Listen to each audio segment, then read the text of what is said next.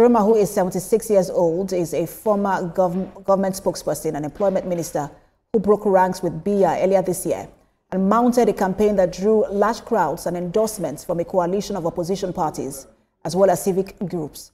While Biya, the world's oldest serving head of state, is seeking an 8th term after 43 years in power, analysts had expected his control over state institutions and a fragmented opposition to give him an edge in the election, despite growing public discontent over economic stagnation and insecurity. The government has not officially responded to Chiroma's declaration. However, Minister of Territorial Administration Paul Atanga Nji warned over the weekend that any unilateral publication of results will be considered high treason, adding that only the Constitutional Council has the authority to announce the winner. But let's speak more on this as we bring in Professor of International Law, Strategic Studies and International Relations, David Awaro. He joins me virtually from Lagos. Good to have you join us, Prof. Yeah, thank you for inviting me.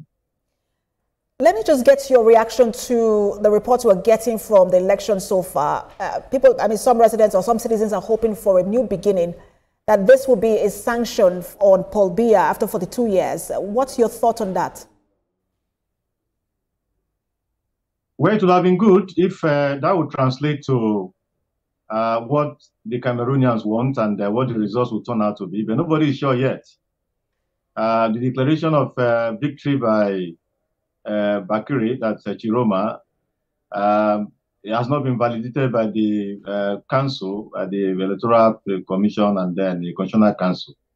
And so we don't know yet. But if Cameroonians actually have voted for a change, it's only after the results are declared that officially that we can know what the situation is. So for now, it's just we wait and see to see how things unfold.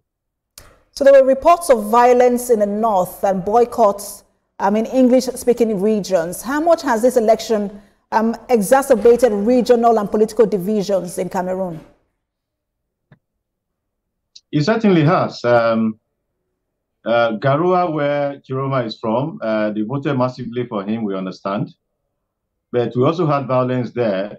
It seems that government forces, security forces, were deployed more heavily where the opposition had, a stronger showing. So the northwest and the southwest, where English-speaking people are also in a very large number, and these are people who have had separatist agitations in the past couple of years. So we have had, pockets of violence in those places, but fortunately, it has not been extensive. So the elections have gone on rather, seamlessly, despite those pockets of disruptions here and there. But the elections have certainly exacerbated regional divides. And we hope that whoever wins will be able to, bring back everybody, reconcile the contradictions and the differences. So Cameroon will be able to move on with this development agenda, which has stuttered in the past couple of decades. And you mentioned earlier opposition leader Issa Chiroma, who has unilaterally declared victory in the election. Do you consider this to be based on conviction or just political grandstanding?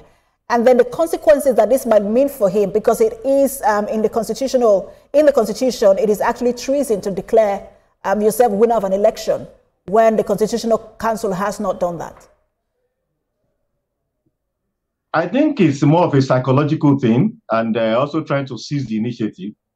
He certainly has done well in the elections, but nobody is sure yet whether he has won the election or not. And so what he has done actually has grave implications. But let's see how Cameroon treats this, how the government handles this. If Paul Biya wins, it will probably not bother about whatever Issa Chiroma has done or is saying. But if it is close, they might invoke that against him, and that will further cause a crisis in Cameroon. At this point, Cameroon does not need any such crisis. What Cameroon needs is stability and vision, so that Cameroon can move on. All these years, it has been that Cameroon has potential, but the potentials have remained potential. They have not been brought to the fore, so that Cameroonians could enjoy a high level of life. And so let's see how the government handles it. But our advice would be that whatever the government does, the stability of Cameroon should be uppermost in the considerations. And interesting you mentioned the stability of Cameroon, because people have raised fears that if Bakary is indeed the winner of that election, that Paul Biya might not step down.